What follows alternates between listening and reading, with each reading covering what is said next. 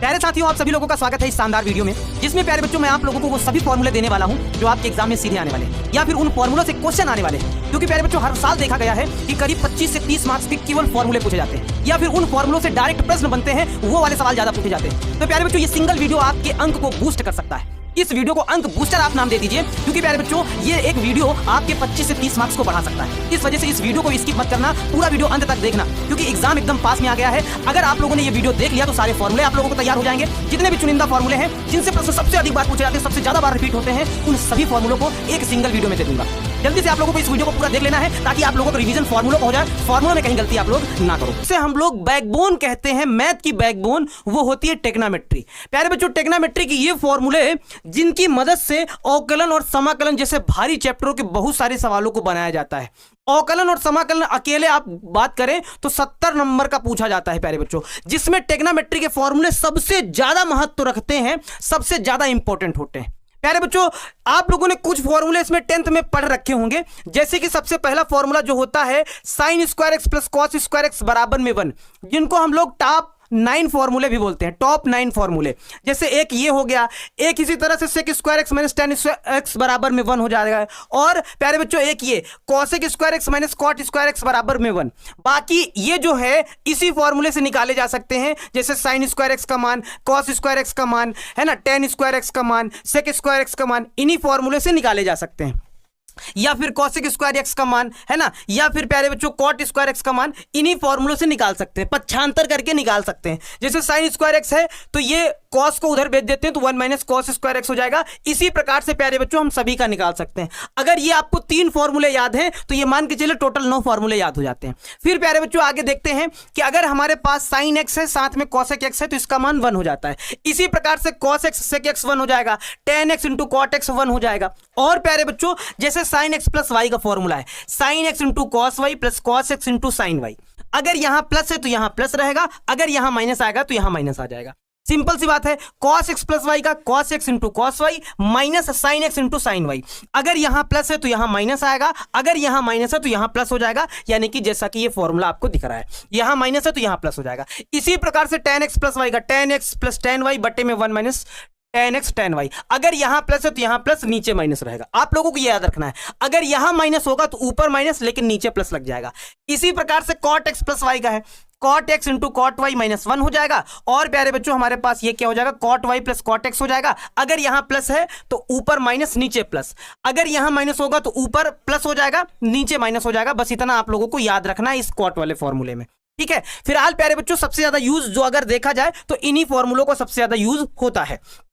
और जैसे ये sine x plus y into sine x minus y, sine square x minus sine square y, फिर cos x plus y into cos x minus y बराबर में क्या होता है, cos square x minus cos square y. ये फॉर्मूले भी प्यारे बच्चों कभी कभी यूज कर लिए जाते हैं। जो सबसे ज्यादा फॉर्मूले यूज किए जाते हैं, जिनसे सबसे ज्यादा प्रश्न भी पूछे जाते हैं डायरेक्ट, वो भी प्यारे बच्चों वो ये 2 फॉर्मूले हैं। इन फॉर्मूलों को हम लोग कहते हैं मोस्ट इंपॉर्टेंट फॉर्मूले।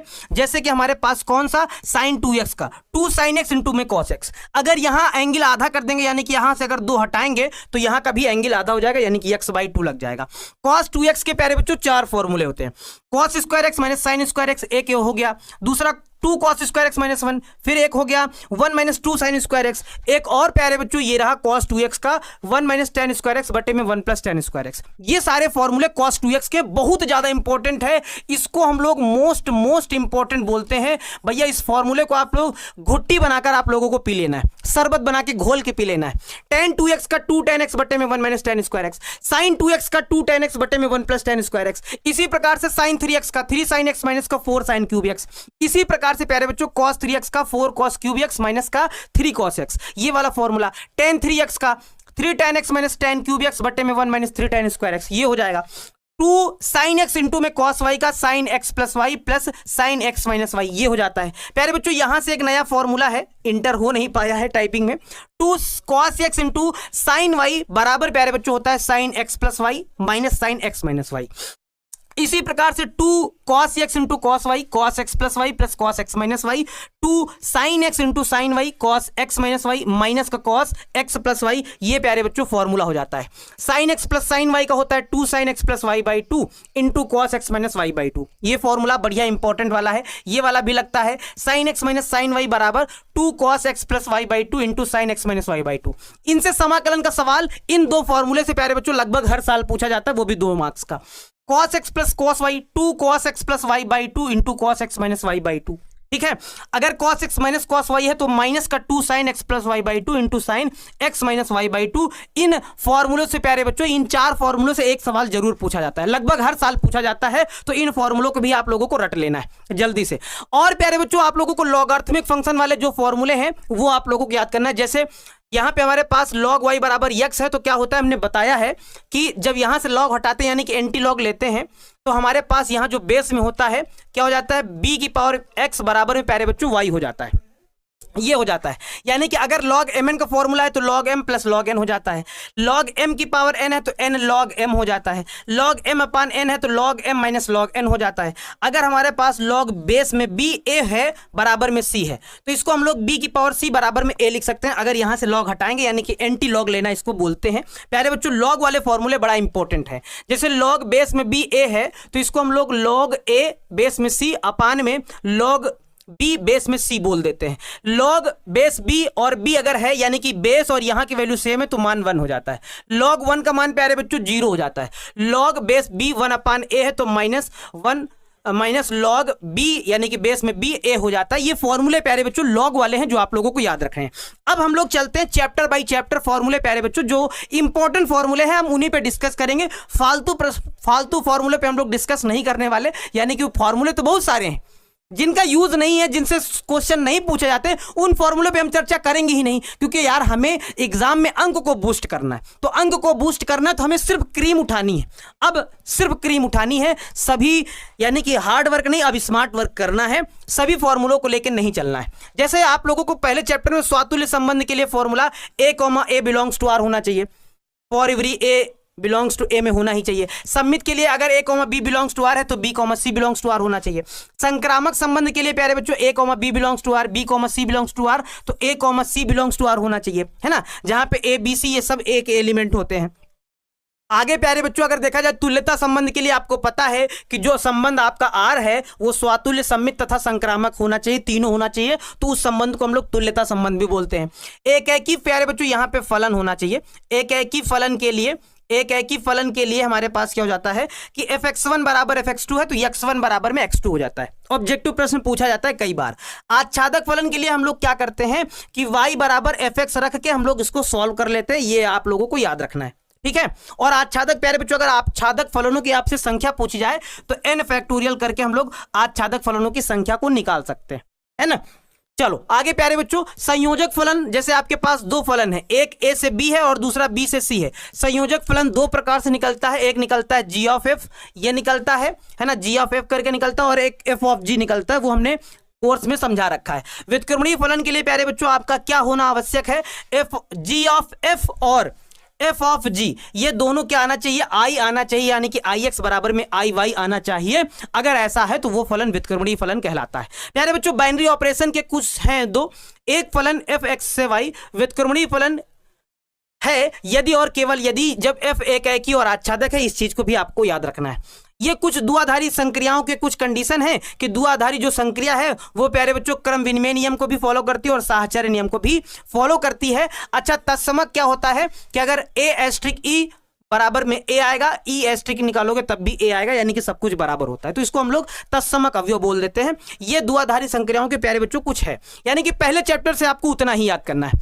अगर हम दूसरे चैप्टर से बात करें तो प्यारे बच्चों यहां से सवाल यार ढेरों प्रश्न बनते हैं, यहां से ढेरों यानी कि बहुत सारे प्रश्न बनेंगे। जैसे साइन इनवर्स x का आपको डोमेन याद होना चाहिए, डोमेन और प्यारे बच्चों डोमेन और ये जो परिसर होता है यानी कि मुख्य मान, ये आपको याद होना चाहिए। डोमेन को प्यारे बच्चों हम लोग प्रांत बोलते हैं और सह प्रांत, ये आप लोगों को याद होना चाहिए, ठीक है। प्रांत और सह प्रांत प्यारे बच्चों आप सभी लोगों को याद होना चाहिए। साइन इनवर्स x का साइन इनवर्स एक्स का होता है -1 से 1 होता है, और इसका जो परिसर यानी कि मुख्य मान -π/2 से π/2 होता है। अच्छा, इसमें हमने कहा था कि जो साइन का होता है वही tan का होता है, वही क्या होता है कॉसेक का होता है। बस कॉसेक में केस को माइनस कर देते हैं 0 को, क्योंकि ये 0 पे अनडिफाइंड हो जाता है, और tan में ओपन ब्रैकेट लग जाता है।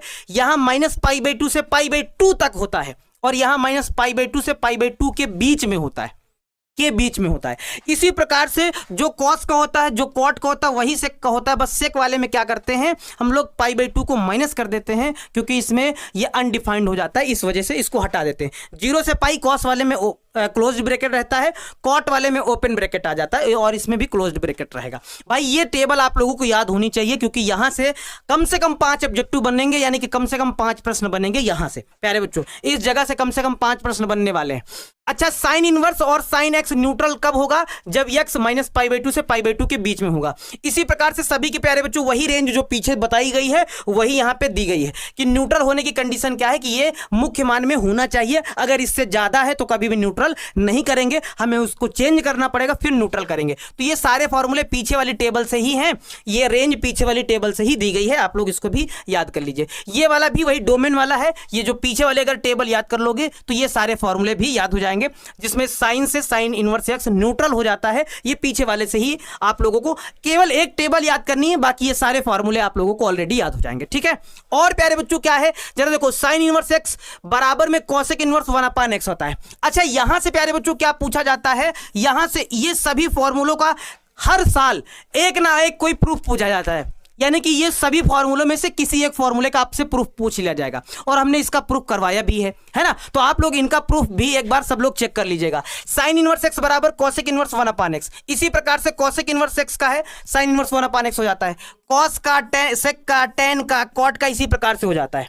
अच्छा, जब साइन इनवर्स -x करते हैं तो माइनस का साइन इनवर्स एक्स आ जाता है। ये कंडीशन किसमें है प्यारे बच्चों? ये कंडीशन साइन में है, टेन में है, और किसमें है? कॉसेक में है। सब में माइनस आगे लग जाता है। अच्छा, जब कॉस इनवर्स -x होता है तो पाई माइनस कॉस इनवर्स करते हैं, पाई माइनस का कॉस इनवर्स एक्स करते हैं। ये कंडीशन कॉस में है, कॉट में है और सेक में है, ये कंडीशन यानी कि पाई में हमें घटाना पड़ता है। अच्छा, और प्यारे बच्चों अगर हमारे पास sine inverse x plus cos inverse x है तो बराबर में π/2 आएगा। ये फॉर्मूले का प्रूफ पूछेगा। Tan inverse x plus cot inverse x बराबर में π/2, इसी भी फॉर्मूले का प्रूफ पूछेगा। प्यारे बच्चों यहां से क्या है, यहां से आपके फॉर्मूले का प्रूफ सबसे ज्यादा पूछा जाएगा, सबसे ज्यादा। इन फॉर्मूलों का डायरेक्ट प्रूफ पूछा जाता है 2 नंबर में, आएगा फॉर्मूला ही लेकिन प्रूफ पूछेगा, जो कि हमने ऑलरेडी करवा रखा है। Sec inverse x plus cosec inverse x बराबर में π/2 हो जाएगा। अच्छा, और देखो जरा, जब हमारे पास x और y दोनों 0 से बड़े हैं, दोनों 0 से बड़े हैं, लेकिन x y अगर उसका मान अगर 1 से छोटा है तो tan inverse x plus tan inverse y का मान होता है tan inverse x plus y बट्टे में 1 माइनस xy। लेकिन अगर x y का मान 1 से बड़ा है प्यारे बच्चों, तो उस केस में फॉर्मूला क्या होता है, tan inverse x plus tan inverse y का होता है pi plus tan inverse x plus y बट्टे में 1 माइनस xy। इस बात को याद रखना। अगर x भी 0 से छोटा, y भी 0 से छोटा, यानी कि दोनों माइनस के हैं, और एक्स वाई अगर कर रहे हो तो 1 से बड़ा आ रहा है, तो उस केस में क्या होता है, tan inverse x plus tan inverse y का tan inverse x plus y बटे में 1 माइनस xy माइनस का पाई करते हैं, जो कि आप लोगों को शायद नहीं मालूम रहा होगा, तो लेकिन इस वीडियो से प्यारे बच्चों आप लोगों को मालूम हो गया होगा। इन तीनों फॉर्मूलों की कंडीशन है प्यारे बच्चों, कंडीशनल है, तो कंडीशन को याद रखना है, हमेशा याद रखना है। हम लोग ज्यादातर करके ये वाला लगाते हैं, लेकिन इस वाला कब लगता है, जब एक्स वाई का मान प्यारे बच्चों 1 से छोटा होता है तब लगाया जाता है। गुणा करने पे देख लो 1 से छोटा है तो ये लगेगा, अगर 1 से बड़ा आ रहा है तो फिर ये लगेगा, लेकिन हाँ दोनों 0 से बड़े भी होने चाहिए, ठीक है, दोनों प्लस के होने चाहिए। चलो नेक्स्ट क्वेश्चन प्यारे बच्चों, tan inverse x plus tan inverse y plus tan inverse z, ये फॉर्मूला है क्या, tan inverse x plus y plus z minus x y z बटे में 1 minus x y minus y z minus z x. बहुत important formula है, इसका भी proof पूछा जा सकता है। इसी प्रकार से tan inverse x minus tan inverse y का यहाँ माइनस लग जाएगा, cot inverse x plus cot inverse y का cot inverse x y minus x y minus 1 बटे में y प्लस एक्स हो जाएगा। इसी प्रकार से माइनस वाला हो जाएगा। अच्छा, sine inverse x plus sine inverse y का तो क्या हो जाएगा, sine inverse x under root 1 minus y square plus y under root 1 minus x square. Minus लगाओगे तो माइनस लग जाएगा, प्लस लगाओगे तो प्लस लग जाएगा। Cos inverse x plus cos inverse y का cos inverse x y minus plus under root के अंदर 1 माइनस एक्स स्क्वायर इंटू में 1 माइनस वाई स्क्वायर। यानी कि इसमें क्या होता है, अगर प्लस होगा तो माइनस होगा, माइनस होगा तो प्लस होगा, फॉर्मूले में अल्टरनेट हो जाता है, ठीक है। 2 sin इनवर्स x का बहुत ज्यादा महत्वपूर्ण फॉर्मूला, यहां से सवाल 101% बनेगा प्यारे बच्चों, 101% यहां से फॉर्मूला बनेगा, सवाल बनेगा। 2 sin इनवर्स x बराबर होता है sin inverse 2x under root के अंदर 1 माइनस एक्स स्क्वायर। बहुत ही ज्यादा महत्वपूर्ण सवाल है प्यारे बच्चों, बहुत ही ज्यादा, इतना महत्वपूर्ण है कि बस समझो यही वाला क्वेश्चन आ गया। प्रूफ तो यहां से पक्का आएगा। 2 cos इनवर्स x का cos inverse 2x square minus 1 हो जाएगा। 2 tan इनवर्स x का हो जाएगा tan इनवर्स 2x अपान में 1 माइनस एक्स स्क्वायर। अच्छा, इसके कई सारे फॉर्मूले हैं, sin इनवर्स 2x अपान में 1 plus x square, cos inverse 1 minus x square बटे में 1 प्लस एक्स स्क्वायर, है ना, 2-3 फॉर्मूले। 2 cot इनवर्स x का शायद आप लोगों को ना याद हो, cot inverse x square minus 1 बटे में 2x, 3 sin inverse x, 3 cos inverse x, 3 tan inverse x। प्यारे बच्चों, इन 3 फॉर्मूलों में से भी किसी का प्रूफ पूछा जा सकता है, यानी कि इनवर्स फंक्शन से किसी भी एक फॉर्मूले का प्रूफ आपके एग्जाम में आएगा, 101% आएगा। 3 sin इनवर्स x का क्या होता है, sin inverse 3x minus 4x cube. cos inverse 3 cos inverse x का होता है cos inverse 4x cube minus का 3x होता है। 3 tan इनवर्स x का होता है tan inverse 3x minus x cube बटे में 1 माइनस 3x स्क्वायर। भैया इन सभी फॉर्मूलों को आप लोगों को याद रखना है। अच्छा, sin इनवर्स x के भी फॉर्मूले प्यारे बच्चों कुछ हैं, अगर आप लोग याद कर सकते हैं तो इनको याद कर लीजिएगा, नहीं तो फिर आप लोगों को हमने एक ट्रायंगल वाला मेथड बता रखा है, उस ट्रायंगल वाले मेथड से ये सारे फॉर्मूले आप लोग निकाल सकते हैं। sin इनवर्स x का cos इनवर्स अंडर रूट के अंदर 1 माइनस एक्स स्क्वायर, ऐसे भी आप लोग याद करना चाहें तो कर लीजिएगा, नहीं तो ट्रायंगल बना के हाइपोटेनियस वाला उस वाले मेथड से आप लोग इसको निकाल सकते हैं कि साइन थीटा बराबर होता है लंब बटे कर्ण, कॉस थीटा बराबर होता है आधार बटे कर्ण। वैसे आप लोग इसको बदल सकते हैं, साइन को कॉस में, साइन को टेन में, साइन को कॉट में, साइन को सेक में, है ना, साइन को सेक में, साइन को कॉसेक में बदल सकते हैं। कॉस को साइन में, कॉस को टेन में, कॉस को कॉट में, कॉस को सेक में, कॉस को कॉसेक में आप बदल सकते हैं ट्रिग्नोमेट्री वाले मेथड से, ठीक है, याद कर लीजिएगा। इसी प्रकार से प्यारे बच्चों tan को भी बदला जा सकता है, tan को साइन में, tan को कॉस में, tan को कॉट में, tan को सेक में, tan को कॉसेक में बदला जा सकता है। आप चाहें तो इनको भी याद कर सकते हैं, लेकिन जो इंपॉर्टेंट थे प्यारे बच्चों वो हमने बता दिए। अब आते हैं चैप्टर नंबर 3 में, जरा इसको देखते हैं प्यारे बच्चों। चैप्टर नंबर 3 में जैसे अगर दो आव्यूह ए और बी का गुणनफल आपको केवल तभी ज्ञात करना संभव है जब ए में स्तंभों की संख्या और बी में पंक्तियों की संख्या बराबर हो, यह बात आपको याद रखनी है। यहां से एक सवाल आएगा, हर साल आता है, गुणा करना वाला तो आएगा ही आएगा। किसी आव्यूह ए की पंक्तियों को स्तंभों में तथा स्तंभों को पंक्तियों में बदलने पर प्राप्त आव्यूह को ए का परिवर्त कहते हैं, जिसे हम ए ट्रांसपोज ए की पावर टी से प्रदर्शित किया जाता है, ये आप लोगों को पता होगा। अच्छा, नंबर 1, आव्यूह ए का आई जेवा अवयव बराबर ए ट्रांसपोज का जे आईवा अवयव होता है, यानी कि ट्रांसपोज में आई और जे को जे आई से पलट देते हैं। यदि आव्यूह ए का क्रम m क्रॉस n है तो ए की पावर टी क्रम बराबर n क्रॉस m हो जाता है, यानी कि उसका ऑर्डर बदल जाता है, पंक्ति स्तंभ स्तंभ पंक्ति में चली जाती है। अगर ए की पावर यानी कि ए की पावर डैश की पावर डैश, यानी कि ए का परिवर्त निकालो तो पुनः ए मिल जाता है। ए प्लस बी का परिवर्त निकालो तो ए का परिवर्त प्लस बी का परिवर्त करोगे तो बराबर आ जाएगा। अगर किसी भी आव्यूह में अगर ए से गुणा करो और उसका परिवर्त निकालो तो उस पर कोई फर्क नहीं पड़ता है, के को अब आगे कर लो और ए का परिवर्त लिख दो। अगर ए बी का परिवर्त है तो पहले आता है बी का परिवर्त, है ना, और आता है ए का परिवर्त। इसको प्यारे बच्चों हम लोग डैश भी बोलते हैं। ए इसको हम लोग अगर याद करना होता तो हम लोग ऐसा याद करते हैं, ए बी का डैश बराबर हम लोग याद करते हैं बी डैश इंटू में ए डैश, जबकि ये वास्तव में परिवर्त होता है। ठीक है, चलो अगला क्वेश्चन प्यारे बच्चों, वर्ग आव्यूह ए सममित आव्यूह कब कहलाता है? जब ए का परिवर्त बराबर में ए आ जाता है, सममित तब कहलाता है। वर्ग आव्यूह ए विषम सममित आव्यूह कब कहते हैं? जब ए डैश बराबर माइनस ए हो जाता है। विषम सममित आव्यूह मुख्य विकर्ण पर सभी अवयव प्यारे बच्चों क्या होते हैं? शून्य होते हैं। यानी कि अगर कोई विषम सममित आव्यूह है तो उसके जो मुख्य विकर्ण है वो सारे अवयव क्या होते हैं? शून्य होते हैं। ये शॉर्टकट मेथड से आप लोग पता लगा सकते हैं। ठीक है, और देखो जरा, m क्रम का वर्ग आव्यूह ए व्युत्क्रमणीय कहलाता है यदि m क्रम का एक वर्ग आव्यूह प्यारे बच्चों b इस प्रकार अस्तित्व में है कि ab और ba का अगर आप गुणा कराओगे तो हमेशा आपको आइडेंटिटी मैट्रिक्स मिलेगी, यानी कि आई मिलेगा। ए बी बराबर बी ए बराबर आई, या फिर ए इनवर्स बराबर में बी, बी इनवर्स बराबर में ए है तो ए का इनवर्स करोगे और ए इनवर्स ए का गुणा करोगे तब भी आपको आई मिलेगा हमेशा। यदि ए तथा बी एक ही क्रम के दो व्युत्क्रमणीय वर्ग आव्यूह हैं तो ए बी का होल इनवर्स बराबर बी इनवर्स ए इनवर्स, ये बराबर होता है। ये प्यारे बच्चों फॉर्मूला है और कभी कभी इस फॉर्मूले का भी प्रूफ पूछा जाता है, तो भाई आप लोगों को याद रखना है। चलिए आगे चलते हैं चैप्टर नंबर 4 की तरफ। प्यारे बच्चों जो सवाल जो जिनसे सवाल पूछे जाते हैं सिर्फ उन्हीं फॉर्मूलों पे हम डिस्कस करना है। ऐसा मत समझिएगा कि ये पूरे चैप्टर के फॉर्मूले ना, हम सिर्फ उन्हीं प्रश्नों पे यानी कि उन्हीं फॉर्मूलों पे हम ये वीडियो बना रहे हैं जिनसे सवाल आपके एग्जाम में आते हैं। जैसे कि प्रत्येक सारणिकों में अगर पंक्तियों की संख्या स्तंभों की संख्या बराबर है ना, पंक्तियों की संख्या स्तंभों की संख्या मतलब बराबर होती है किसी भी सारणिक में।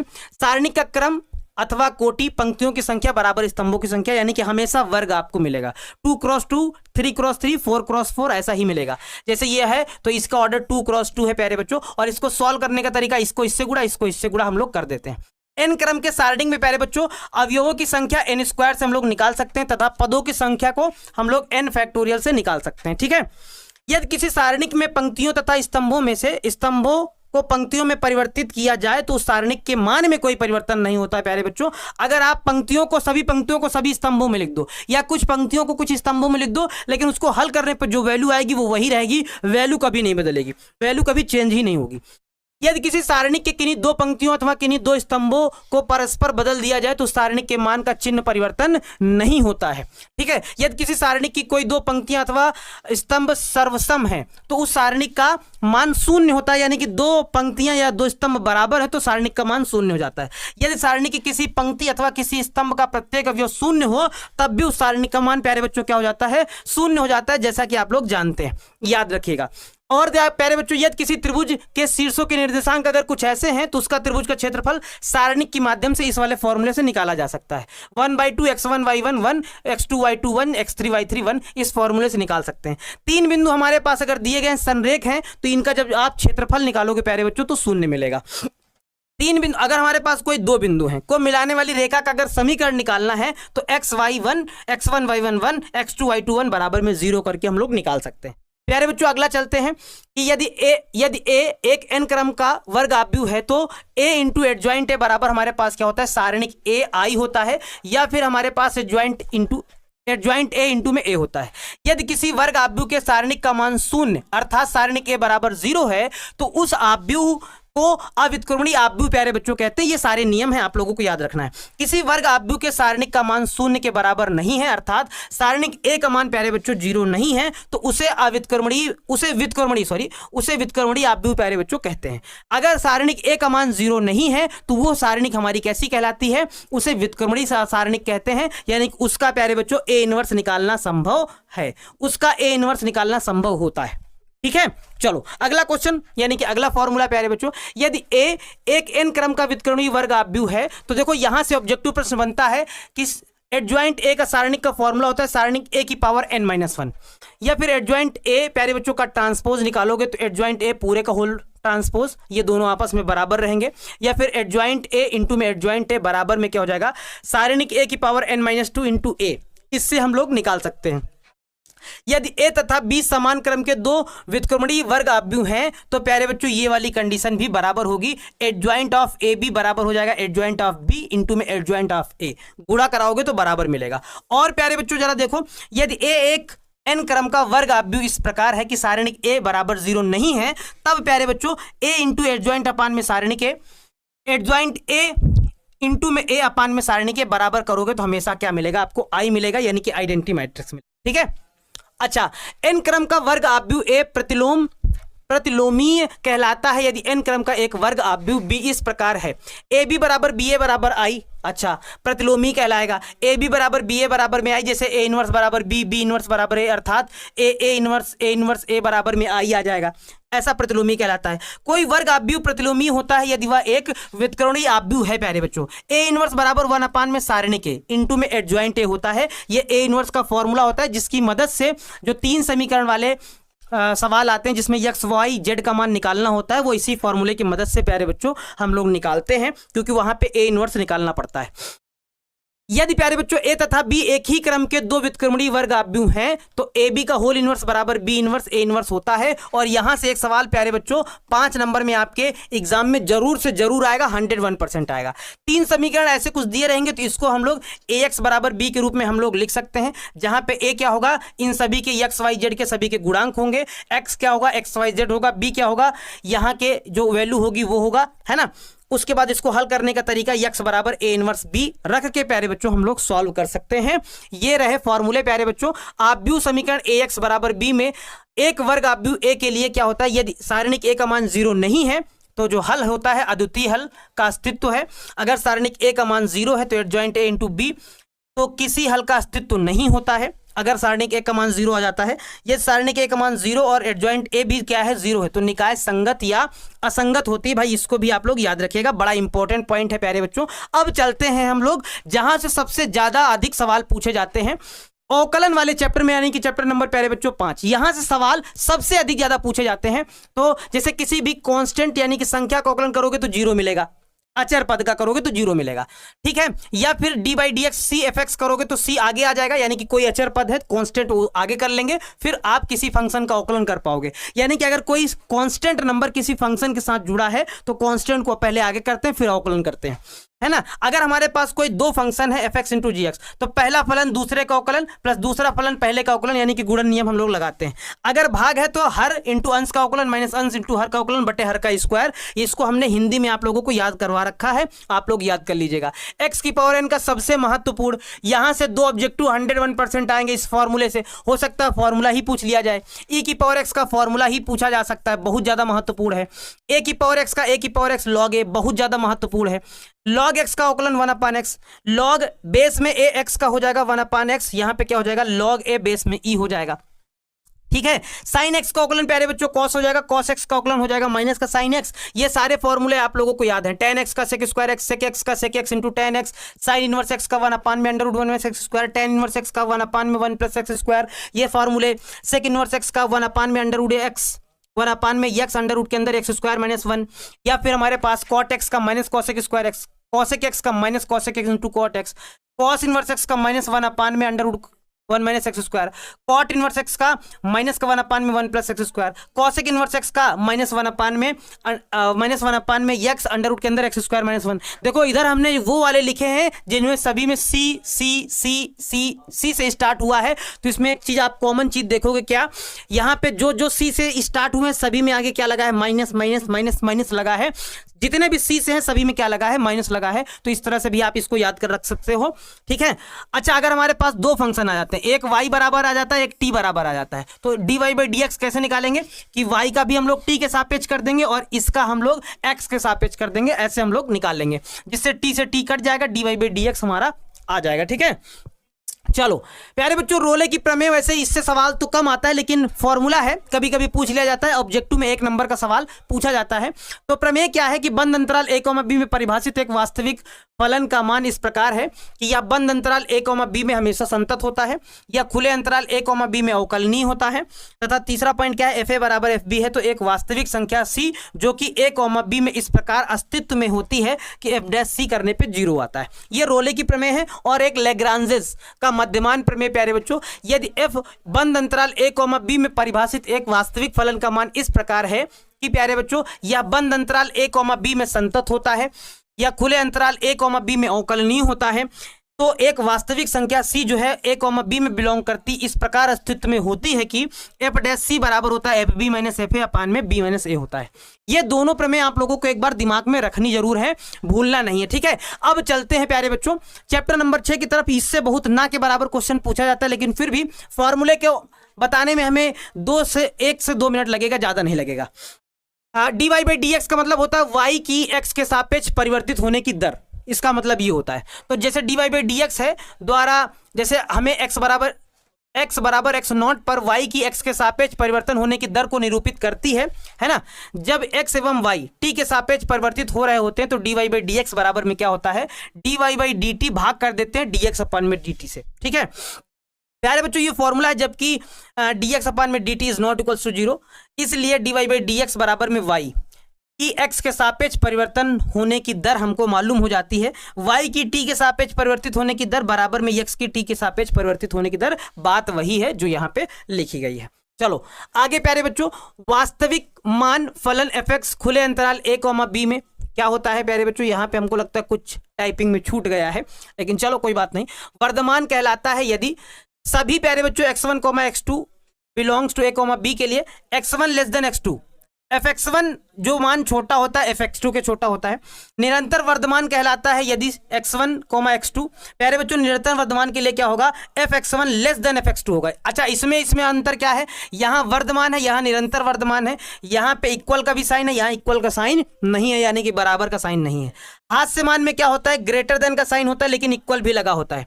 अगर निरंतर निरंतर हास्यमान फलन आएगा तो यहाँ पे सिर्फ ग्रेटर देन का साइन रहेगा, इक्वल का साइन नहीं रहेगा, यानी कि f(x1) ग्रेटर देन f(x2) होता है। अच्छा उसके बाद प्यारे बच्चों एक दिष्ट कहलाता है यदि f(x) अंतराल a, b में वर्धमान या हास्यमान है। ठीक है प्यारे बच्चों, ये आप लोगों को उतना ज्यादा महत्वपूर्ण नहीं है, लेकिन फिर भी आप पढ़ लो जल्दी से, ज्यादा समय नहीं लगेगा। y जैसे कोई वक्र y बराबर f(x) के बिंदु a, b पर स्पर्श रेखा की प्रवणता अगर हमको निकालनी है तो dy/dx करते हैं और जो भी बिंदु दिया गया उसको हम लोग रख के अप्लाई कर देते हैं। यदि वक्र y बराबर f(x) के बिंदु a, b पर स्पर्श रेखा का x अक्ष से झुकाव हमको फाई है तो प्यारे बच्चों tan फाई बराबर झुकाव निकालने के लिए dy/dx हम लोग निकालते हैं और a, b जो बिंदु दिया होता है उसको हम लोग अप्लाई कर देते हैं। अच्छा कुछ फॉर्मूले प्यारे बच्चों और हैं, जल्दी से देख लेते हैं। यदि वक्र y बराबर f(x) के बिंदु a, b पर स्पर्श रेखा x अक्ष के समांतर है तो dy/dx a, b बराबर में क्या हो जाता है, 0 हो जाता है। यदि वक्र y बराबर f(x) के बिंदु a, b पर स्पर्श रेखा YH के समांतर है तो उस केस में क्या होता है, dx अपान में dy बराबर में क्या हो जाता है, 0 हो जाता है। यदि वक्र प्यारे बच्चों y बराबर f(x) के बिंदु a, b पर स्पर्श रेखा का समीकरण क्या होता है, y माइनस का y1, प्यारे बच्चों ये बिंदु है, y माइनस का y1 बराबर dy/dx x माइनस का x1। क्योंकि प्यारे बच्चों ये बिंदु यहाँ पे a, b दिया गया है, आप इसको x1, y1 भी मान सकते हो। ठीक है चलो अगला प्यारे बच्चों इसी प्रकार से y बराबर, जैसे वक्र है y बराबर f(x) के बिंदु a, b पर अभिलंब की प्रवणता, अगर अभिलंब की प्रवणता है तो माइनस का dx अपान में dy निकाल सकते हैं। प्यारे बच्चों जहां जहां अभिलंब आएगा तो ये उल्टा हो जाएगा। यदि वक्र y बराबर f(x) के बिंदु a, b पर अभिलंब x अक्ष के समांतर है तो dx अपान में dy बराबर 0 हो जाएगा, वहां पे dy/dx था। यदि वक्र y बराबर f(x) के बिंदु a, b पर अभिलंब yh के समांतर है तो dy/dx 0 हो जाएगा। देखो वहां पे देखोगे तो नीचे हमारे पास dx अपान में dy था, ऊपर dy/dx था, यहां पलट गया है, नीचे dy/dx है, ऊपर dx अपान में dy है।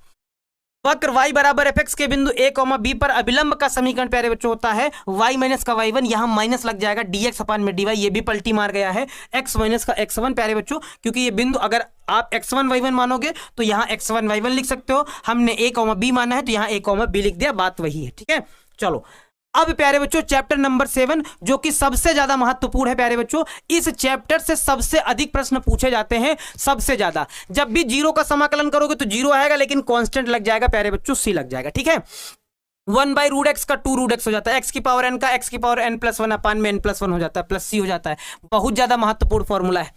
अच्छा 1/x का log x हो जाता है, e की पावर x का a की पावर x हो जाता है, a की पावर x का a की पावर x अपान में log a हो जाता है, sin x का माइनस cos x हो जाता है, cos x का sin x हो जाता है, sec स्क्वायर x का tan x, cosec square x का minus cot x, sec x into tan x का sec x हो जाता है, cosec x into cot x का माइनस cosec x हो जाता है। अगर 1 अपान में अंडर रूट के अंदर 1 माइनस x स्क्वायर है तो इसका sin inverse x plus c हो जाता है ना, या फिर यहाँ प्यारे बच्चों माइनस cos इनवर्स x भी हो सकता है। अगर यहाँ माइनस लगाओगे तो cos हो जाएगा, अगर ये वाला माइनस उठा के यहाँ लगा दोगे तो फिर cos हो जाएगा, अगर माइनस नहीं लगाओगे तो माइनस cos इनवर्स x हो जाएगा। 1 अपान में 1 प्लस एक्स स्क्वायर, इसका tan इनवर्स x हो जाएगा, अगर माइनस लगा दोगे तो cot इनवर्स x हो जाएगा, यानी कि ये माइनस अगर उठा के यहाँ लगा दोगे तो cot इनवर्स x बन जाएगा, नहीं तो फिर माइनस cot इनवर्स x आपको लेना पड़ेगा। ठीक है 1 अपान में x अंडर रूट के अंदर x स्क्वायर माइनस 1 dx, प्यारे बच्चों ये हो जाता है sec inverse x plus c या फिर माइनस cosec इनवर्स x, वही वाली बात, अगर ये माइनस यहाँ उठा के लगा दोगे तो cosec इनवर्स x बन जाएगा। tan x का प्यारे बच्चों log sec x होता है, cot x का log sin x होता है, e की पावर ax साइन bx का dx प्यारे बच्चों e की पावर ax अपान में a square plus b square, bracket में होता है a sine bx minus b cos bx plus c होता है। इससे भी एक बार प्यारे बच्चों डायरेक्ट सवाल पूछा गया है तो फॉर्मूला आप अप्लाई करके डायरेक्ट बना सकते हैं। अगर 1 अपान में x square minus a square होता है तो 1 अपान 2a log x minus a बटे में x प्लस a, 1 अपान में a square minus x square तो 1 अपान में 2a log a plus x बटे में a minus x plus c तो लगेगा 1 अपान में x square plus a square तो 1 अपान में a tan inverse x upon a plus c, या फिर माइनस 1 अपान में cot इनवर्स x अपान में a प्लस c हो जाएगा, यानी कि अगर ये माइनस यहाँ लगाओगे तो फिर ये cot इनवर्स x में बदल जाएगा। ठीक है चलो नेक्स्ट प्यारे बच्चों, अगर अंडर रूट के अंदर आएगा तो क्या हो जाएगा, जैसे 1 अपान में अंडर रूट के अंदर a square minus x square तो ये sign inverse x upon a plus c हो जाएगा, ये माइनस अगर यहाँ लगाओगे तो फिर ये cos inverse x cos inverse x upon में ए हो जाएगा। 1 अपान में अंडर रूट के अंदर एक्स स्क्वायर प्लस ए स्क्वायर है, तो हमारे पास क्या हो जाएगा, log x plus under root के अंदर हो जाएगा एक्स स्क्वायर प्लस ए स्क्वायर प्लस सी हो जाएगा। या फिर अगर 1 अपान में अंडर रूट के अंदर x square minus a square लगाओगे तो हमारे पास हो जाएगा log x plus under root के अंदर x square minus a square. ठीक है प्यारे बच्चों, ये वाला फॉर्मूला हमको लगता है रिपीटेड है। ई की power x cos B x वाला, अच्छा यहाँ कॉस बी एक्स आ गया, तो ई की पावर ए एक्स अपान में A square plus B square A cos B x plus B sine B x plus सी हो जाएगा। सेक एक्स का समाकलन प्यारे बच्चों log sec x plus tan x होता है, या फिर log tan pi by 4 plus x by 2 plus C होता है। अच्छा कॉसेक एक्स का जो कि बहुत सारे बच्चे भूल जाते हैं, भैया भूलना नहीं, इसको याद रखना है। कॉसेक एक्स का एक फॉर्मूला होता है log cosec x minus cot x, या फिर एक होता है लॉग टेन एक्स बाई 2 होता है। भाई ये इंपॉर्टेंट फॉर्मूले हैं प्यारे बच्चों, इनको आप लोग जरा हाईलाइट कर लीजिएगा, इनको आप लोग जरा भाई साहब आप लोग याद करके चलिएगा। ये सारे फॉर्मूले आप लोग याद कर लीजिएगा, जिनमें आपको कंफ्यूजन ज्यादा होता है उन फॉर्मूलों को आप लोगों को रिपीट करके याद करना है, बार बार प्रैक्टिस करके। जैसे 1 अपान में यक्स अंडर रूट के अंदर x square minus a square dx है, तो 1 अपान में ए सेक इनवर्स एक्स अपान में ए प्लस सी हो जाएगा। अगर ये माइनस यहां लगाओगे तो 1 अपान में ए कोसेक इनवर्स एक्स अपान में ए हो जाएगा, है ना। ए एक्स प्लस बी की पावर अगर एन है डीएक्स है, तो 1 अपान में ए एक्स प्लस बी का होल पावर एन प्लस 1 अपान में एन प्लस 1 प्लस सी हो जाएगा। अगर यूवी अगर दो फंक्शन आ जाते हैं तो हो जाएगा पहला फलन दूसरे का समाकलन, पहले का अवकलन दूसरे का समाकलन, ब्रैकेट बंद करके पूरे का समाकलन। अगर अंडर रूट के अंदर A square minus x square आता है प्यारे बच्चों, तो 1 अपान में 2 एक्स अंडर रूट के अंदर A square minus x square plus A square sine inverse x upon A plus सी हो जाएगा। या फिर प्यारे बच्चों अगर अंडर रूट के अंदर एक्स स्क्वायर प्लस ए स्क्वायर आता है, माइनस वाला भी आता है तो दोनों एक साथ बता देते हैं। 1/2 एक्स अंडर रूट के अंदर एक्स स्क्वायर प्लस ए स्क्वायर, यानी कि जो है वो सेम जो अंडर रूट के अंदर था वो सेम प्लस ए square log x plus under root के अंदर एक्स स्क्वायर प्लस ए स्क्वायर। अगर प्लस रहेगा तो यहां प्लस लगा देंगे, अगर माइनस रहेगा तो यहां माइनस लगा देंगे, बस इतना काम करेंगे। ठीक है, या फिर D Y D X F X upon में एक्स डी एक्स है, तो इसका लॉग मॉड के अंदर एफ एक्स हो जाता है प्लस सी हो जाता है। चलो अगले प्यारे बच्चों, ये समाकलन सबसे ज्यादा फॉर्मूला लेके रखता है, बहुत ज्यादा अपने अंदर क्षमताओं को धारण कर लेता है। तो भैया यहां से प्यारे बच्चों कभी कभी क्या होता है कि 5 मार्क्स का आ जाता है आंशिक भिन्न है, कि अगर हमारे पास पी एक्स अपान में क्यू, यानी कि अंश कुछ भी हो सकता है, अगर एक्स माइनस ए अपान में एक्स माइनस बी आता है तो a upon x minus a plus b upon में एक्स माइनस बी करके तोड़ा जाता है। अगर एक्स माइनस ए का होल स्क्वायर आता है तो पहले होल स्क्वायर के लिए पहले अंदर वाला एक्स माइनस ए फिर पूरे का होल स्क्वायर, यानी कि प्लस बी अपान में एक्स माइनस ए का होल स्क्वायर। अगर x minus A x minus B x minus C आता है हर में, ऊपर अंश में कुछ भी रहे, तो a upon x minus a plus b upon x minus b plus c upon में एक्स माइनस सी, ऐसे करके तोड़ लेते हैं। P x square plus q x plus r बराबर क्या हो जाता है, यानी कि अगर हमारे पास हर में एक्स माइनस ए का होल स्क्वायर दूसरे ब्रैकेट में एक्स माइनस बी है, तो होल स्क्वायर को कैसे तोड़ते हैं, पहले नीचे यानी कि पहले अंदर वाला यानी कि ए अपान एक्स माइनस ए, फिर पूरे का होल स्क्वायर वाला, फिर ये एक्स माइनस बी वाला सी करके। अगर प्यारे बच्चों यहाँ आ जाएगा एक्स माइनस ए और यहाँ स्क्वायर आ जाएगा, तो इसको तो ए अपान एक्स माइनस ए करके तोड़ेंगे। जब अंदर यहां पे एक्स स्क्वायर लग जाएगा यानी कि द्विघात आ जाएगा, जब प्यारे बच्चों यहां पे द्विघात आता है तो उसको जो आगे वाले कांस्टेंट है जैसे बी एक्स प्लस सी आने वाला है तो उनको साथ लिखेंगे एक साथ, और जो नीचे लिखा है द्विघात समीकरण उसको वैसा ही लिख देंगे। ये आंशिक भिन्न है प्यारे बच्चों, आप लोगों को याद करना पड़ेगा। और ये रहे प्रगुण प्रॉपर्टी, यानी कि इनको समाकलन प्रगुण बोलते हैं, प्रॉपर्टीज ऑफ इंटीग्रेशन। सबसे ज्यादा इंपॉर्टेंट सबसे ज्यादा महत्वपूर्ण चीजें, यहां से सवाल आप लोगों का 5 नंबर का फिक्स। 5 नंबर यार हम क्या कहें, क्योंकि कुछ प्रगुण तो ऑब्जेक्टिव बहुत सारे लेके आते हैं, तो ये मान के चलिए अगर आप केवल प्रगुण पढ़ लेते हैं, केवल प्रगुण पढ़ लेते हैं तो 10 अंक यहां से आप लोगों को पक्का हो जाएगा। केवल अगर आप प्रगुण को याद कर लेते हैं तो 10 अंक यहां से पक्का हो जाएगा। पहला प्रगुण क्या कहता है, अगर लिमिट ए से b f x d x है तो इसको आप टी में बदल सकते हैं लिमिट को बिना छेड़खानी किए। अगर यहां पे लिमिट को छेड़खानी करते हैं तो माइनस आगे आ जाएगा, यानी कि बी नीचे आएगा ए ऊपर चला जाएगा, एफ एक्स डी एक्स हो जाएगा। अगर प्यारे बच्चों ए से बी लिमिट है, इसको तोड़ तोड़ के ले जाना चाहते हैं 2 हिस्सों में, तो ए से c f x d x हो जाएगा, फिर सी से बी हो जाएगा F x d x. P3 प्यारे बच्चों क्या कहता है, अगर लिमिट ए से b f x d x है तो पहले लिमिट को जोड़ेंगे ए प्लस बी, फिर एक्स में माइनस करेंगे, a plus b minus x हो जाएगा। P4 जो कि भैया साहब भाई साहब सबसे अधिक सवाल इसी से बनते हैं, P4 से प्यारे बच्चों। 0 से A F x d x अगर है तो क्या हो जाता है, 0 से ए इस पूरी लिमिट को x में माइनस कर देते हैं, यानी कि a माइनस एक्स हो जाता है। इससे प्यारे बच्चों इसी प्रॉपर्टी से एक 5 नंबर का सवाल आने वाला है इस बार 2026 की बोर्ड परीक्षा में प्यारे बच्चों, यहां से आप लोगों को एक सवाल मिलने वाला है। ठीक है, चलो और प्रॉपर्टी देख लेते हैं। प्रॉपर्टी नंबर P5, 0 से अगर 2a है एफ एक्स डी एक्स है प्यारे बच्चों, तो क्या हो जाता है, 0 से A F x d x हो जाता है, 0 से A F 2a minus x d x हो जाता है। अगर P6 0 से 2a fx dx है तो इसमें दो केस बनते हैं। एक केस में आंसर 0 होता है और एक केस में 2 आगे आता है, नीचे वाली लिमिट 0 हो जाती है। 0 से a fx dx कब? जब इस लिमिट को x में घटाने पर, जब इस लिमिट को x में घटाने पर यानी कि 2a माइनस एक्स करने पे पुनः वही सवाल बन जाएगा, तो ये केस आएगा। अगर इसको घटाने पे प्यारे बच्चों, लिमिट को x में घटाने पर अगर माइनस का fx आ जाता है यानी कि माइनस आगे आ जाता है, तो उस केस में मान पूरा क्या हो जाएगा? 0 हो जाएगा। ये वाला जो प्यारे बच्चों, यहां से आपको 3 अंक के ऑब्जेक्टिव मिलेंगे, यहां से 3 अंक के ऑब्जेक्टिव मिलेंगे P7 से। अगर लिमिट माइनस a से a है, ठीक है, माइनस a से a है, तो इसमें भी दो केसेस हैं।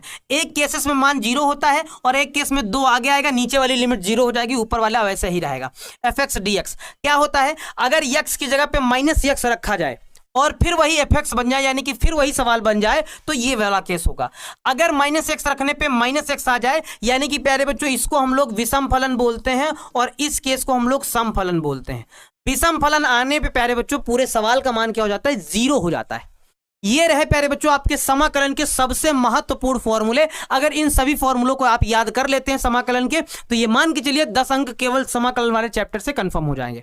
कहीं कोई दिक्कत नहीं, कहीं कोई परेशानी नहीं होगी। आगे प्यारे बच्चों हमारे पास बहुत सारे चैप्टर हैं, भी बहुत जल्दी हो जाएगा क्योंकि अब तो फॉर्मूले की संख्या बहुत कम हो गई। चैप्टर नंबर 8 प्यारे बच्चों, इसके मात्र 1 ही 2 फॉर्मूले हैं क्योंकि इससे पूछा ही नहीं जाता है ज्यादा, तो हम सिर्फ 1-2 फॉर्मूले बताएंगे। जैसे हमारे पास कोई y बराबर fx कोई फंक्शन दिया गया है, x अक्ष है और लिमिट हमारे पास x बराबर a से x बराबर b के बीच घिरे हुए क्षेत्र का क्षेत्रफल बताना है, तो लिमिट बस क्या करते हैं? a से b लगाते हैं, या तो fx dx हो जाता है, या फिर a से b लगाते हैं, या तो y dx हो जाता है। चाहे fx को आप y लिखो, चाहे fx लिखो, बात वही है। यानी कि y को fx लिखो, fx को y लिखो, बात वही है। ठीक है, यहां प्यारे बच्चों वक्र जो है x अक्ष के ऊपर है, जब x अक्ष के नीचे आ जाता है तो मोड लगा देते हैं क्योंकि क्षेत्रफल कभी माइनस में नहीं लिया जाता है। ठीक है, बस एक ही फॉर्मूला है क्योंकि यहां से पूछा नहीं जाएगा, तो फिर आपको ज्यादा फॉर्मूले बताने की आवश्यकता है नहीं। चैप्टर नंबर 9 में भी 2 ही 3 फॉर्मूले हैं, ज्यादा नहीं है। कि किसी अवकल समीकरण में प्रयुक्त उच्चतम अवकलज की कोटि, प्यारे बच्चों जब जितने बार हाईएस्ट डेरिवेटिव किया जाएगा, अवकलन किया जाएगा, उसी की जो पावर है यानी कि हाईएस्ट पावर ऑफ डेरिवेटिव को अवकलज की क्या कहते हैं? कोटि कहते हैं। यहां से 1 नंबर का सवाल बनता है ना। आपको हाईएस्ट पावर ऑफ डी देखना होता है, हाईएस्ट पावर ऑफ डेरिवेटिव। बस किसी अवकल समीकरण के उच्चतम कोटि के अवकलज की घात उस अवकल समीकरण की घात कहलाती है, जबकि सभी अवकलज करणीय चिन्हों तथा भिन्नात्मक घातों से युक्त हो। प्यारे बच्चों, घात के लिए आपको विशेष ध्यान रखना होता है कि ये वाली कंडीशन, सभी अवकलज करणीय चिन्हों तथा भिन्नात्मक घातों से युक्त होनी चाहिए। और सबसे हाईएस्ट पावर आप जहां पे डेरिवेटिव रहेगा, उसी के ऊपर की घात उस अवकल समीकरण की घात कहलाती है। और 2 फॉर्मूले प्यारे बच्चों ये हैं। रैखिक अवकल समीकरण का एक फॉर्मूला ये है, फॉर्मेट आता है dy/dx प्लस py बराबर में q, ऐसा आता है। तो प्यारे बच्चों इसका जो इंटीग्रेटिंग फैक्टर हम लोग निकालते हैं यानी कि if जो निकालते हैं वो होता है समाकलन गुणक, जिसको बोलते हैं e की पावर में p dx, यहां से if निकलता है। और जब इसको हल करने जाते हैं तो इस फॉर्मूले से y इंटू if बराबर में q into if dx plus c से। इसका दूसरा फॉर्मेट प्यारे बच्चों कैसा आता है? dx अपान में dy प्लस rx बराबर में s करके आता है। यहां पे x रहता है। तो इस केस में प्यारे बच्चों जो इंटीग्रेटिंग फैक्टर निकालते हैं यानी कि समाकलन गुणक, e की पावर r dy हो जाता है। और जब इसका हल निकालते हैं तो वो हो जाता है x इंटू में if बराबर में s इंटू में if dy प्लस c हो जाता है। यहां से निकालते हैं। बस यहां पे प्यारे बच्चों इस चैप्टर में मात्र हम 2 ही 3 फॉर्मूले बताएंगे क्योंकि इन्हीं से सवाल बनते हैं। आपको फालतू के सवाल, फालतू के फॉर्मूले पढ़ने की आवश्यकता नहीं, क्योंकि अब यार एग्जाम का समय है, तो आपको बस क्रीम चीज पढ़नी है जहां से प्रश्न आपके बनेंगे। ठीक है, चलो और प्यारे बच्चों आगे देख लेते हैं जरा। अब हमारे पास बहुत थोड़े चैप्टर बचे हैं, 2-4 चैप्टर, बस काम खत्म हो जाएगा। प्यारे बच्चों ए बी वेक्टर बराबर हमारे पास, अगर हमको क्या निकालना है? बिंदु बी का स्थिति सदिश निकालना है। यानी कि अगर ए बी निकालना है तो इसका मतलब क्या है कि बी का स्थिति सदिश माइनस ए का स्थिति से, इस तरह से हम लोग निकालते हैं। ए कैप यानी कि हमें ए का मात्रक सदिश निकालने के लिए वेक्टर ए बटे में परिमाण ऑफ ए वेक्टर, इस तरह से हम लोग निकालते हैं। अगर वेक्टर ए का इन्वर्स निकालना है तो ए कैप बटे में ए हो जाता है। यदि बिंदुओं ए तथा बी के स्थिति सदिश क्रमशः ए वेक्टर तथा बी वेक्टर हैं तो रेखाखंड ए बी को m अनुपात n के अनुपात में विभाजित करेगा। नंबर 1 2 प्यारे बच्चों अंता विभाजित करने वाले बिंदु का स्थिति सदिश m b plus n a बटे में m प्लस एन, और बा विभाजित करने वाले बिंदु का स्थिति सदिश m b minus n a बटे में m माइनस एन होता है। यानी कि 2 प्रकार का विभाजन है, अंता और बाह। याद रखिएगा, अंता में प्लस, बाह में माइनस। नेक्स्ट प्यारे बच्चों, यदि बिंदुओं ए तथा बी के स्थिति सदिश क्रम स्थिति सदिश ए वेक्टर तथा बी वेक्टर हैं तो रेखाखंड ए बी के मध्य बिंदु का स्थिति सदिश A vector plus B vector by 2 होता है, मध्य बिंदु का। और यदि किसी त्रिभुज के शीर्षों की स्थिति सदिश ए वेक्टर बी वेक्टर तथा सी वेक्टर हैं तो उस त्रिभुज के गुरुत्व केंद्र अर्थात केंद्रक के निर्देशांक A vector plus B vector plus C vector by 3 हो जाता है। अगर प्यारे बच्चों हमारे पास कोई आर वेक्टर हमारे पास स्थिति सदिश दिया गया है तो उसका हमें परिमाण निकालने के लिए जो आई जे और के गुणांक होते हैं उनका वर्ग कर देते हैं अंडर रूट के अंदर, x square plus y square plus z square. यहां से भी प्यारे बच्चों एक नंबर का ऑब्जेक्टिव प्रश्न 101% बनेगा, याद रखिएगा। आर कैप बराबर आर वेक्टर बटे परिमाण ए वेक्टर हम लोग निकाल सकते हैं, ठीक है। अगर हमारे पास एम ए वेक्टर है, यानी कि अगर किसी सदिश में हम एम ए वेक्टर से गुणा कर दें तो ये जो है वो सभी में गुणा हो जाएगा, यानी कि एम आई के साथ भी, एम जे के साथ भी, के साथ भी गुणा हो जाएगा, जहां पे एम क्या है, एक अदिश है, यानी कि एक कांस्टेंट है। अगर वेक्टर ए और वेक्टर बी बराबर हैं तो उस केस में a1 b1 बराबर होगा और a2 b2 बराबर होगा, यानी कि जो आई वाला गुणांक है वो भी बराबर होगा, जो जे वाला गुणांक है वो भी बराबर हो जाएगा और जो के वाला गुणांक है वो भी बराबर हो जाएगा। ये a1 b1 क्या है, ये आई वाला गुणांक है, ये दूसरे सदिश का आई वाला गुणांक है। ये a2 क्या है, ये भी आई वाला गुणांक है, b2 क्या है, ये दूसरे सदिश का गुणांक है ना। दोनों क्या होते हैं प्यारे बच्चों, बराबर होते हैं। चलो नेक्स्ट, सदिश आर वेक्टर की दिक् को जाए, अगर आर वेक्टर बराबर कुछ ऐसा है, आई जे के गुणांक होती हैं, गुणांक होती हैं, एक्स वाई जेड सदिश आर वेक्टर के दिक् अनुपात कहलाते हैं प्यारे बच्चों, ठीक है। ये आप सभी लोग जानते हैं। इसमें मेन चीज आपको बता देते हैं जो बहुत ज्यादा महत्वपूर्ण है प्यारे बच्चों। अगर हमें ए तथा बी शून्योत्तर सदिश हैं जिनके बीच कोण थीटा है तो ए तथा बी अदिश अथवा बिंदु गुणनफल यानी कि ए डॉट बी बराबर प्यारे बच्चों ये फॉर्मूला है जहां से एक सवाल आएगा। ए डॉट बी बराबर हमारे पास परिमाण ऑफ ए परिमाण ऑफ बी कॉस थीटा, जहां पे जो थीटा है वो 0 और पाई के बीच में बिलोंग करता है। यदि ए वेक्टर बराबर 0 है, बी वेक्टर बराबर 0 है, यानी कि ए वेक्टर बराबर बी वेक्टर बराबर 0 वेक्टर है, तो इसका कह सकते हैं कि ए और बी का डॉट प्रोडक्ट 0 है, ठीक है। डॉट प्रोडक्ट 0 है, यानी कि ए वेक्टर और बी वेक्टर क्या है, एक दूसरे के लंब है। यदि ए वेक्टर तथा बी वेक्टर दो समदिश सदिश हैं जहां पे थीटा बराबर 0 डिग्री है तो ए डॉट बी बराबर में क्या होता है कि परिमाण ऑफ ए वेक्टर इंटू परिमाण ऑफ बी वेक्टर। यदि ए तथा बी दो विपरीत सदिश हैं तो थीटा बराबर 180 डिग्री होता है, यानी कि ए डॉट बी बराबर माइनस परिमाण ऑफ ए वेक्टर इंटू में परिमाण ऑफ बी वेक्टर होता है। प्यारे बच्चों इसी सदिश वाले चैप्टर के थोड़ा फॉर्मूले ज्यादा है, बाकी तो काम खत्म है। यदि ए वेक्टर का सदिश बी वेक्टर पर प्रक्षेप है तो ए डॉट बी बराबर में परिमाण ऑफ बी, यानी कि जिस पर प्रक्षेप पड़ेगा उसका परिमाण नीचे हम लोग कर देते हैं, जाहिर सी बात है उसका परिमाण प्यारे बच्चों हम लोग नीचे कर देते हैं। यानी कि सदिश हमारे पास क्या हो जाएगा, सदिश बी वेक्टर का सदिश ए पर प्रक्षेप यानी कि परिमाण ऑफ ए हो जाएगा। ये इसका दूसरा फॉर्मूला है, ए कैप इंटू में बी वेक्टर भी लिख सकते हैं। ए डॉट ए इसको वेक्टर ए का होल स्क्वायर यानी कि परिमाण ऑफ ए वेक्टर का स्क्वायर लिख सकते हैं। I dot I, J dot J, के डॉट के सब की वैल्यू 1 होती है। दो सदिशों ए वेक्टर तथा बी वेक्टर के बीच का कोण अगर थीटा है तो cos inverse a dot b बटे में परिमाण ऑफ ए वेक्टर इंटू परिमाण ऑफ बी वेक्टर होता है, या फिर इसको प्यारे बच्चों cos inverse a cap into में बी कैप भी आप लिख सकते हैं। ये प्यारे बच्चों क्रम विनिमय प्रगुण को फॉलो करता है। ए डॉट बी बराबर में बी डॉट ए हो जाता है, ये आप सभी लोगों को पता है।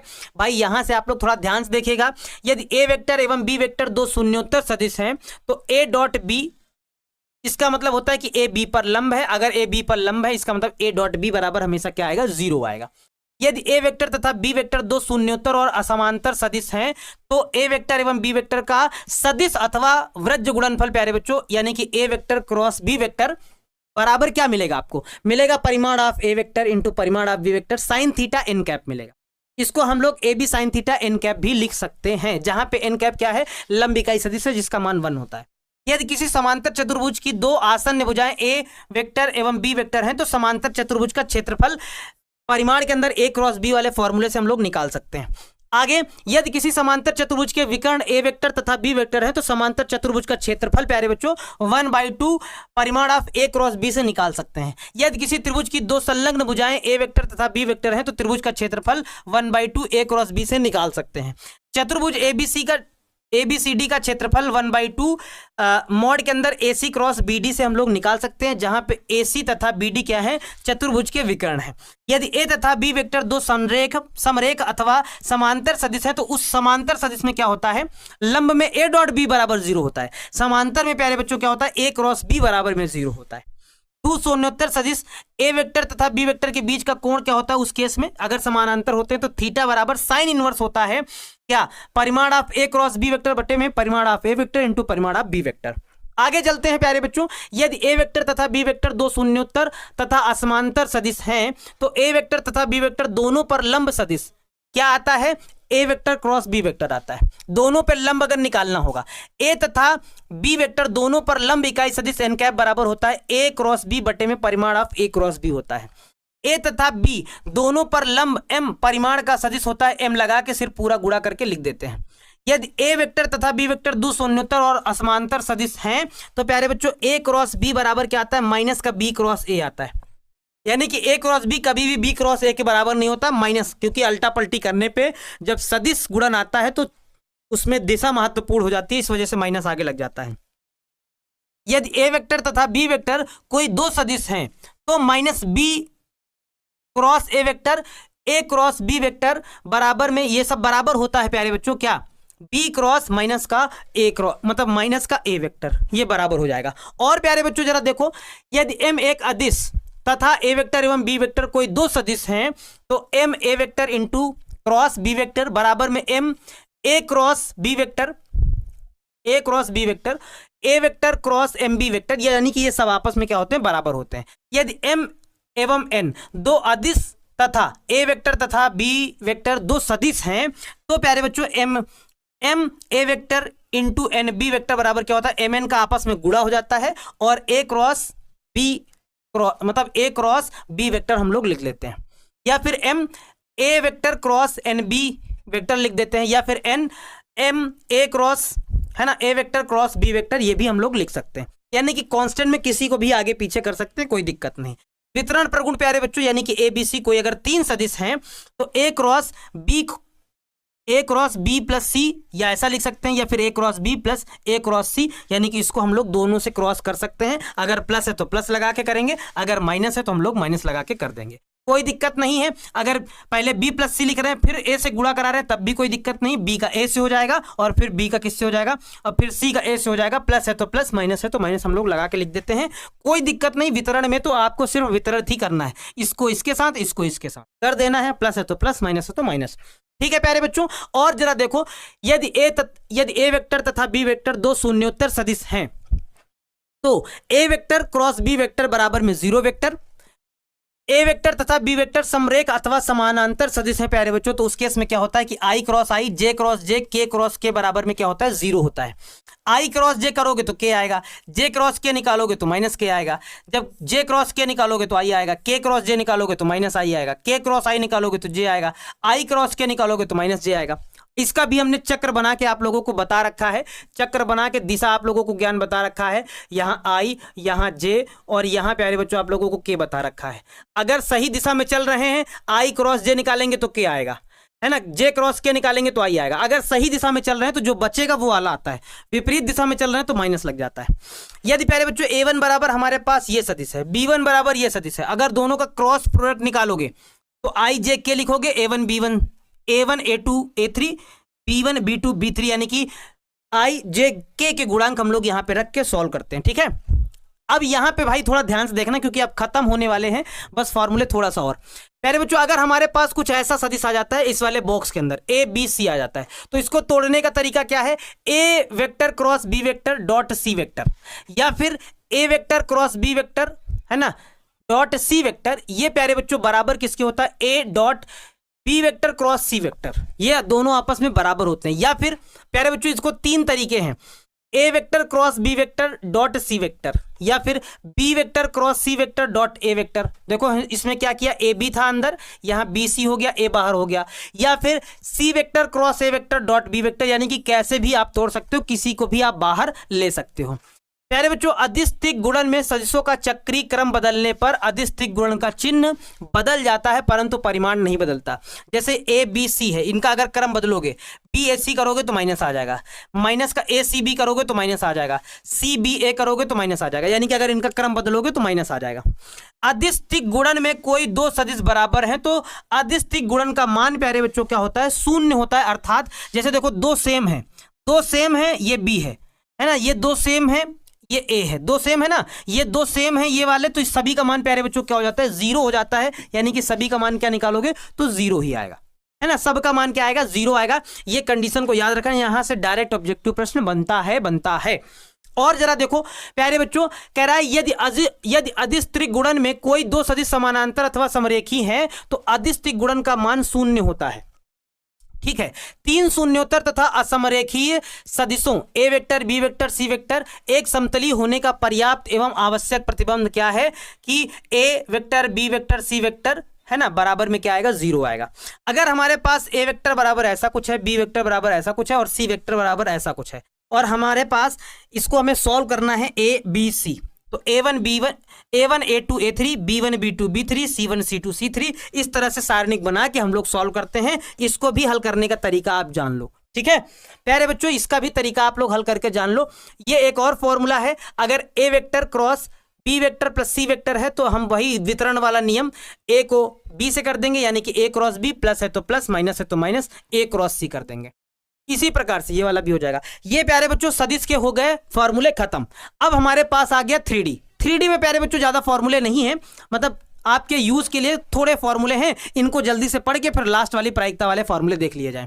प्यारे बच्चों अगर हमारे पास ए बी वेक्टर यानी कि सदिश ए बी तथा बी ए की दिक् कोज्जाएं ए बी के दिक् कोज्जाएं कहलाती हैं, यदि एल एम एन तथा सदिश ए बी वेक्टर की दिक् कोज्जाएं हैं तो ए बी रेखा की दिक् कोज्जाएं एल एम एन तथा minus l minus m minus n होती है। ठीक है, बिंदुओं x1 y1 z1 तथा x2 y2 z2 को मिलाने वाली रेखा की दिक् कोज्जाएं प्यारे बच्चों एल एम एन निम्नलिखित हैं। ये दिक् कोज्जाएं निकालने का तरीका है, अगर हमारे पास क्या दिया गया है, बिंदु दिए गए हैं x2 माइनस x1 बटे में A B, y2 minus y1 बटे में A B, z2 minus z1 बटे में ए बी, प्लस माइनस तो आगे रहेगा। जहां पे ए बी कैसे निकलेगा, x2 माइनस x1 का whole square plus y2 minus y1 का whole square plus z2 minus z1 का होल स्क्वायर और पूरे का अंडर रूट लगा देंगे। ठीक है, चलो और देखते हैं, यदि किसी रेखा के हमको दिक् अनुपात दिए गए ए बी सी तो उनकी दिक् कोज्जाएं अगर निकालोगे तो ए अपान में अंडर रूट के अंदर A square plus B square plus C square, M बराबर बी अपान में हो जाएगा, एन बराबर में सी अपान हो जाएगा। जहां पे प्यारे बच्चों l square plus m square बराबर में प्लस एन स्क्वायर बराबर में क्या होता है, 1 होता है। इसको भी याद रखना। अगर हमारे पास बिंदु 2 दिए गए हैं x1 y1 z1 तथा x2 y2 z2 को मिलाने वाली रेखा के दिक् अनुपात कैसे निकालोगे, x2 minus x1 y2 minus y1 z2 minus z1।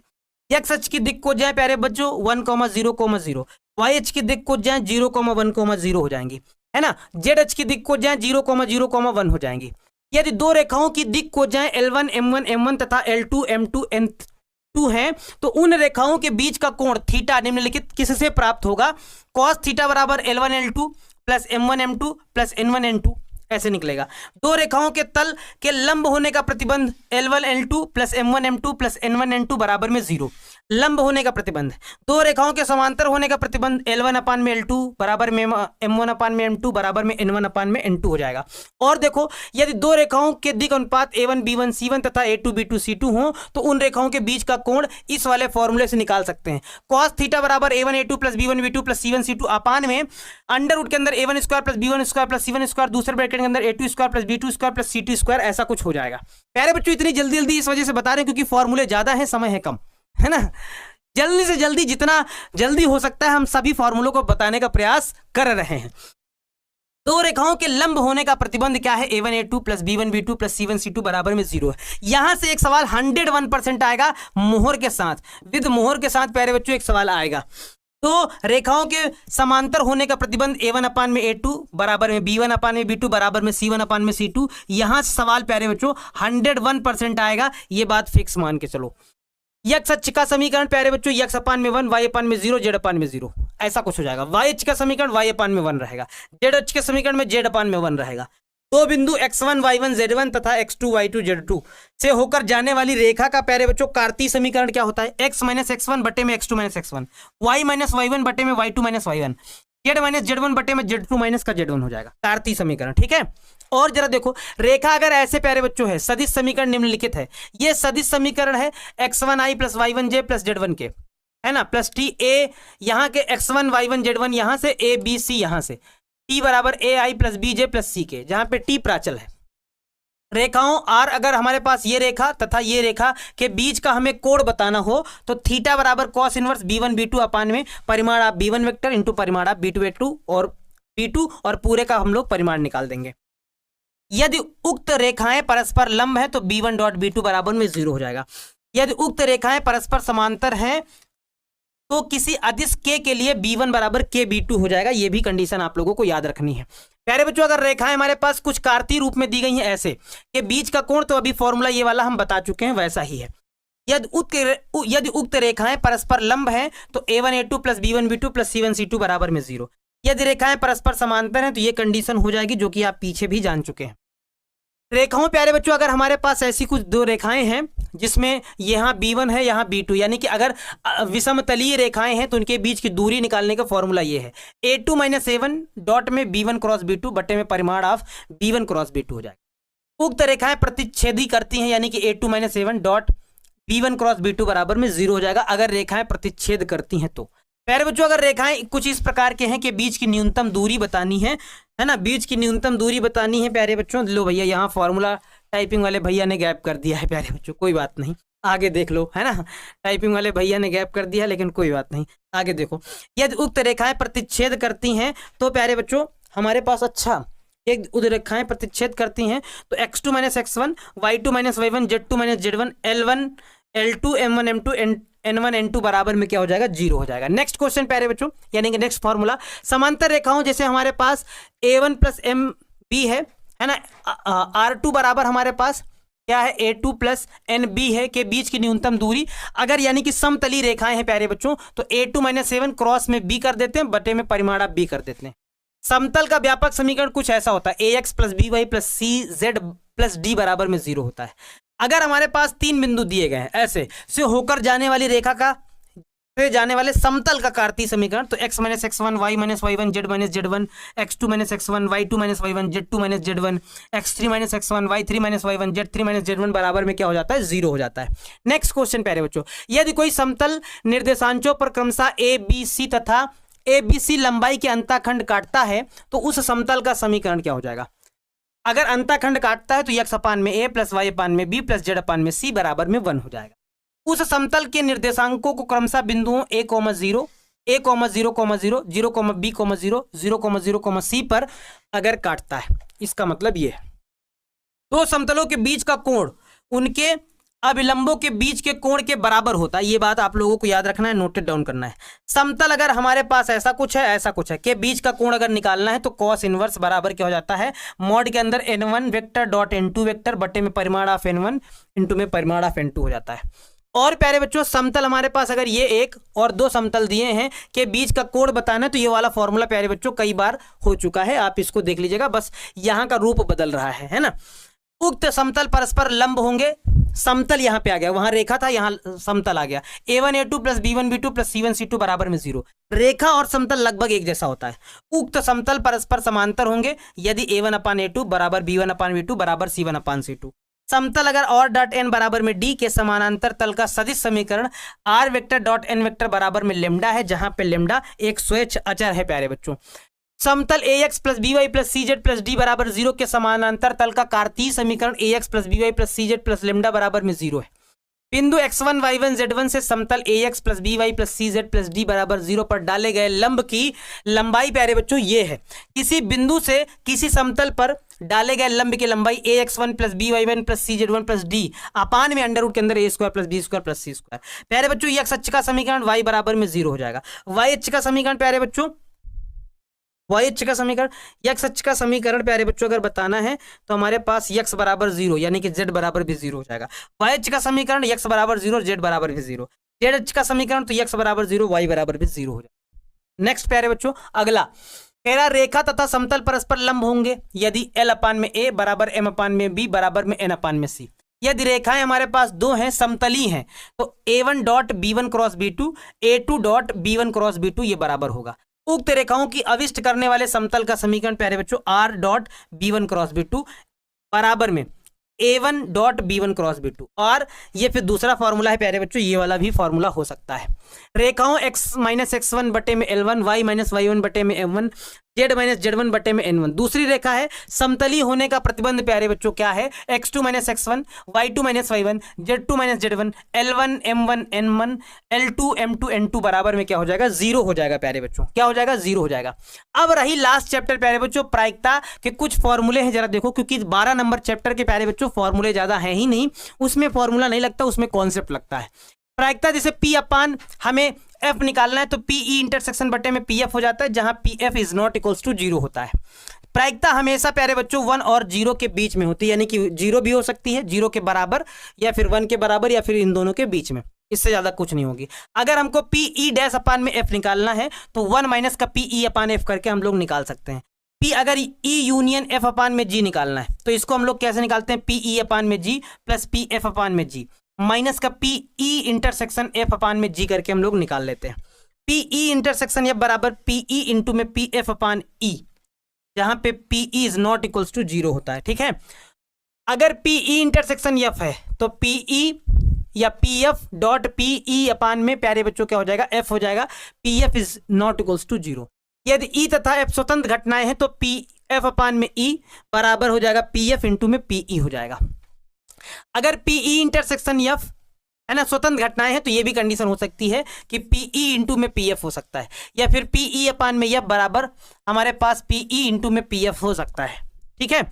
संपूर्ण प्रायिकता का प्रमेय प्यारे बच्चों क्या है, अगर ये हमारे पास माना E1 E2 E3 dot dot dot En प्रतिदर समष्टि S का एक विभाजन है तथा E1 E2 E3 dot dot dot En में प्रत्येक की प्रायिकता शून्योत्तर है ना प्यारे बच्चों, शून्योत्तर है, माना A शून्योत्तर है, भैया इसको आधा अधूरा कर दिए हैं, नहीं आधा अधूरा नहीं, माना A प्रतिदर समष्टि से संबंधित एक घटना है, तब PA बराबर क्या हो जाएगा, PE1 डॉट PA अपान में E1 प्लस PE2 डॉट में PA अपान E2, इसी तरह से डॉट डॉट चलता रहेगा लास्ट पद तक, ठीक है प्यारे बच्चों, लास्ट पद तक चलता रहेगा। बेस प्रमेय क्या है, बेस प्रमेय ये कहती है कि अगर आपके पास कई सारी घटनाएं घटित हो रही हैं, है ना, तो फॉर्मूला क्या होता है, जैसे PI EI अपान में A बराबर होता है PEI इंटू में PE अपान में EI बटे में क्या होता है समेशन अब, यानी कि जितनी भी घटनाएं हो रही हैं सभी का जोड़ 1 से लेकर n तक, PEI है ना डॉट में PA अपान में EJ है, EJ, अच्छा EJ यहाँ पे I है, यहाँ पे J हो जाएगा, ठीक है। माना प्यारे बच्चों यक्स एक यादृच्छिक चर है जिसके संभावित मूल्य x1 x2 x3 dot dot dot xn है, जिनकी प्रायिकताएं क्रमशः P1 P2 P3 dot dot dot Pn है। यक्स का माध्य प्यारे बच्चों म्यू से व्यक्त संख्या ये है PIXI है, तब यादृच्छिक चर यक्स के माध्य को यक्स से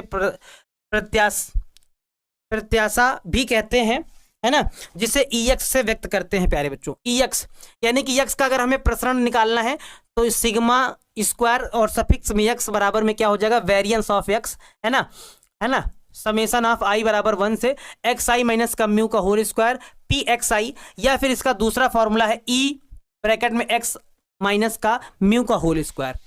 ऋणात्मक संख्या है ना सिग्मा x बराबर अंडर रूट के अंदर वेरिएंस ऑफ x, यानी कि इसी का हम लोग वर्गमूल ले लेंगे। चर x का मानक विचलन अगर निकालना है तो वेरिएंस ऑफ x बराबर में EX स्क्वायर हो जाएगा माइनस का EX का होल स्क्वायर हो जाएगा, ठीक है। PX बराबर में x, जहां पे NCX P की पावर x Q की पावर n माइनस x प्यारे बच्चों, इससे भी हम लोग सवालों को सॉल्व करते हैं। जैसे 4 बार सिक्का उछाला गया, 2 शीर्ष आने की प्रायिकता, तो ये वाले प्रमेय से प्यारे बच्चों हम लोग शॉर्टकट में निकाल सकते हैं। तो ये रहे आपके सारे फॉर्मूले जो बहुत ही ज़्यादा इंपॉर्टेंट फॉर्मूले थे प्यारे बच्चों। इस वीडियो को सेव कर लीजिएगा, अगर वीडियो अच्छा लगा हो तो आप लोग इसको फास्ट फॉरवर्ड करके भी देख सकते हैं, यानी कि स्पीड बढ़ा के भी देख सकते हैं, ताकि अगर ये 1 घंटे का वीडियो है तो आधे घंटे में ही खत्म हो जाए। पूरे फॉर्मूले जरूर से जरूर देख लेना ताकि आपका एग्जाम बेहतर हो जाए, सारे फॉर्मूले रिवाइज हो जाएं, क्योंकि अपने आप से रिवीजन करने बैठेंगे तो बहुत समय लग जाएगा। इस वजह से इस वीडियो के माध्यम से प्यारे बच्चों आप लोग इसको देखिए और सारे इस फॉर्मूलों को रिवाइज कर लीजिए। जितने फॉर्मूले हमने इस वीडियो में बताए इससे बाहर कोई दूसरा फॉर्मूला प्रयोग नहीं होने वाला है। इन सभी फॉर्मूले से अगर सवाल आएंगे तो इतने ही फॉर्मूले से सवाल आने वाले हैं। प्यारे बच्चों अगर वीडियो अच्छा लगा हो तो आप लोग कमेंट में अपनी राय को जरूर बताइएगा, वीडियो कैसा लगा। और प्यारे बच्चों इस वीडियो को लाइक करिएगा, है ना, अपने दोस्तों के पास प्यारे बच्चों इस वीडियो को जरूर शेयर करिएगा, क्योंकि इस वीडियो की मदद से आपके दोस्तों की भी हेल्प हो सकती है, आपका दोस्त भी एक बेहतर अंक ला सकता है और अपने मार्क्स को बूस्ट कर सकता है। तो प्यारे बच्चों वीडियो कैसा लगा एक बार कमेंट करके जरूर बताइएगा और लाइक करना मत भूलिएगा। सही बच्चों को ढेर सारा प्यार है, ख्याल रखिएगा। बेस्ट ऑफ लक प्यारे बच्चों आपके एग्जाम के लिए। सही बच्चों को ढेर सारा प्यार। जय हिंद, वंदे मातरम।